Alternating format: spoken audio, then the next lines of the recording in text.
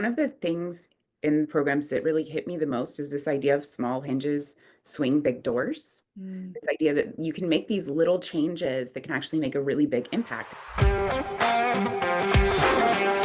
One of those commercials was a national commercial. And both the features you booked, one was a lead role, one was a starring role. Like you are on fire. And I'm so excited to hear about how this has been happening for you. I have this movie I booked that had a great role and it was called Las Vegas, but not everybody knows what that movie is. It was kind of a few years ago, but there were 5 Oscar winners in it. So one thing I did on my resume is like next to the title of, Las Vegas, I put OPP opposite 5 Oscar winners and made all these other little changes on my resume that suddenly made me, that were all accurate, but like suddenly I looked a lot better. Yeah. Really, with the branding program, I honed in on my branding and I updated some of my headshots and I Mhm. shared that with my reps and I started getting roles that were more right for me. What was it that needed to change? Do you feel like that really made the biggest difference? Was it just getting clear on like being more specific in your headshots or I've always had a lot of range, yeah, like, you do. I've seen your reel. but that actually I think had been a hindrance to me Mm. because something that Jonah says is a confused mind says no. I think one of the roles I was called in for previously with one of my old headshots was like a Mrs. Robinson type who Mm. ends up being a killer. And not that I wouldn't want to do that. That'd be super fun. It's just that I feel like there's definitely people out there that that's more their branding, that's more their type. This really goes back to the gold medal role, or your Mhm. gold medal roles that are taught in the branding course too. Yeah. It's called Get Rich in Your Niche. Getting really Yeah. clear what those roles are for What my you. gold medal rules are. Yeah, Yeah. yeah. And I have a new tagline, which I don't necessarily use or put in branding material, but it's something to keep in mind and that I've Yeah. shared with my reps. It's graceful grit. Ooh, ooh. See, when Yeah. there's a good tagline, it always makes me get chills everywhere. I'm like, ooh, I love that. Because even though I've played a range of things, I think they all fit into that tagline. You mentioned the story to me about booking one of these commercials, and I think it's so creative and really goes to show that when you go the extra mile, sometimes it can really pay off. So can you share with us how you booked one of these commercials?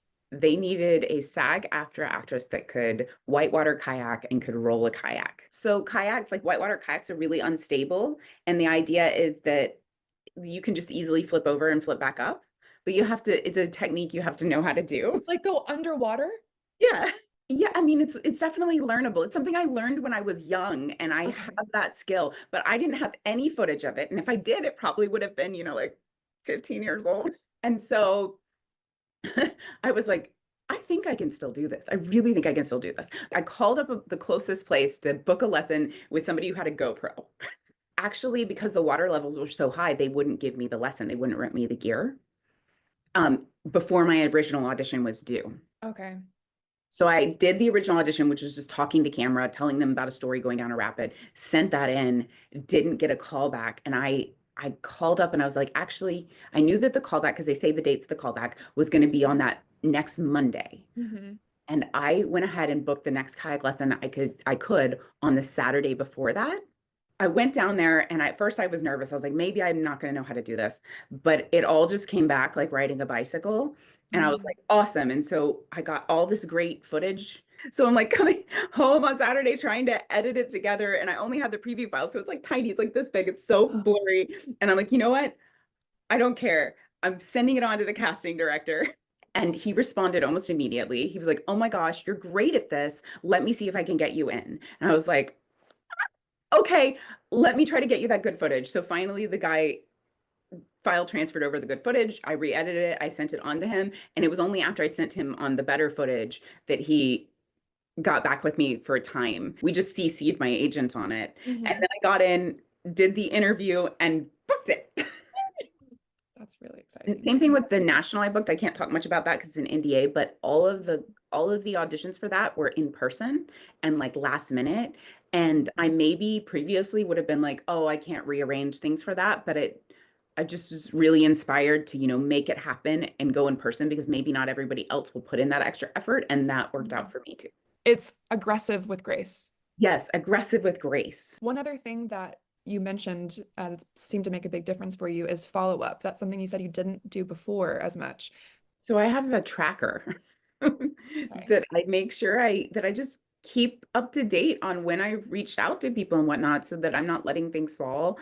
and also just being really better about like if I have an audition with a new casting director or new person, new people that I haven't met before or whatnot, especially if it's something I thought was really cool or really fun, like taking that effort to try to go find them on social media and follow them and sort of Mm. stay in their sphere. Yes, this is for Elijah Peel, which is a feature film I filmed last month.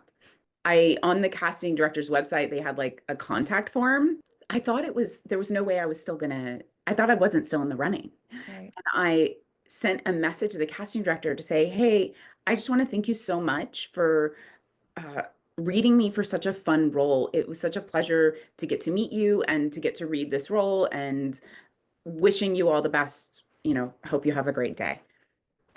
And he called me and he was like, thank you so much for sending me this note. It was such a sweet note. Da, da, da. I'm like, oh, that's so sweet that you would call me back. Like how, Yeah. you know, and he was like, yeah, you did a really great job. And I was like, thank you. Thank you so much. And then he paused for a second. He was like, and that's why you're going to be our Maria. I definitely was feeling a little stuck in my career before doing the career activate things because I just didn't know what to do. I knew I loved acting. I knew the craft of it very well. I teach it, etc. I just didn't know. I was like, I have to be missing things. It taught me all the things that I wasn't doing, Oh. from the relationship roadmap of just, okay, being better about really nurturing these connections, genuine connections, and then okay, here's what you're that one thing of the a confused mind says no. So Yeah. just honing in on that was Mm. huge for me.